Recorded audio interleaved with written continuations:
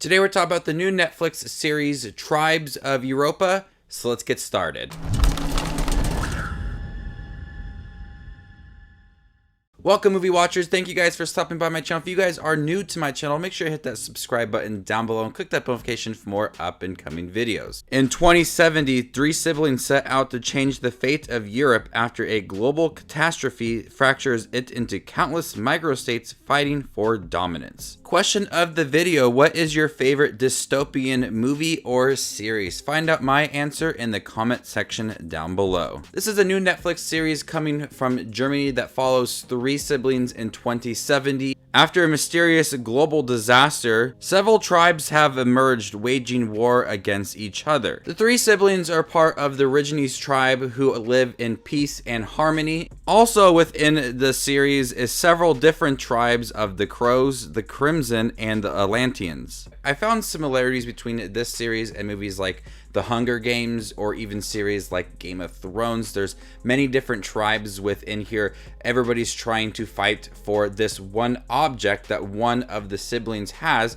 Everybody wants this kind of cube, and it's very important to get into the hands of a lot of people. And throughout the series, these three siblings are separated, and they go on their own journey of finding people who they can trust, trying to protect this item, or even trying to survive. And so we're wondering throughout this 6-part series, do these siblings ever get back to each other? Are they ever reunited throughout the series? And each sibling is separated throughout the series with a different tribe. And throughout the series, you get to explore these tribes, and it ends up being a little more violent than I expected, a little more raw. There's a lot of world building after an event that happened in 2029, which they call Black December, led to Europe being part of this dystopian future. And so what's really interesting about this series is the different tribes, the different values that they have, and how each of these three siblings who are part of this Origine tribe,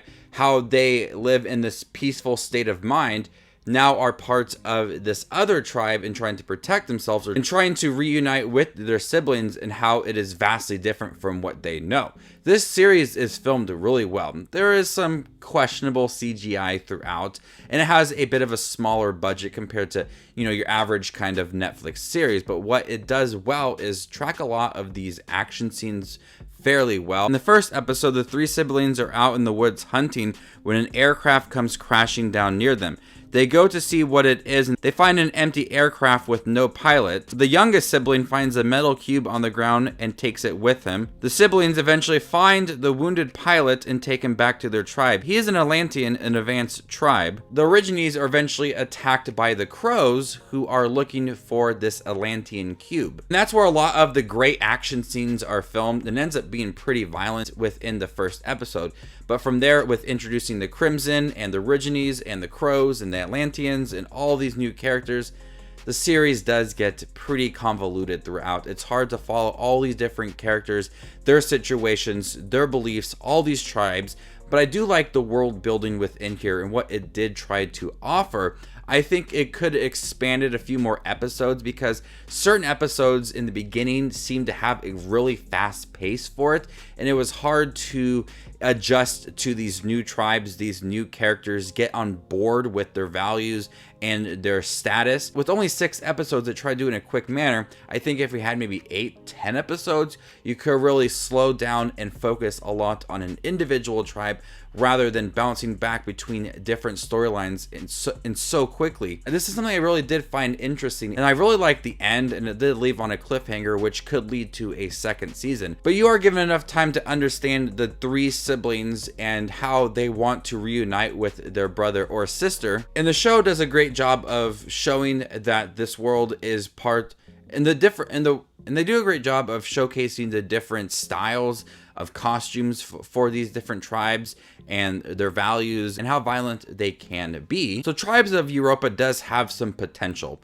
I liked the three siblings within here, and I liked how they were separated. It provided a sense of urgency, and this cube also did provide that sense of urgency, as well as everybody's just trying to fight to get it, stealing it, trying to sell it, trying to buy it, killing people for it. It was an object that was very urgent to a lot of people within here, and that's what I think also contributed to the fast pace of the series. but I think it was pretty good. Filmed it pretty well.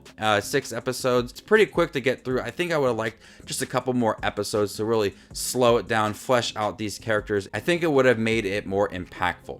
I'm gonna go ahead and give Tribes of Europa a B-. Thank you guys for checking my review for Tribes of Europa. Have you guys seen it on Netflix? What do you think about it? Let me know in the comment section down below, and stay tuned for more up and coming content. My name is Just Watches Movies, and you guys stay classy, YouTube.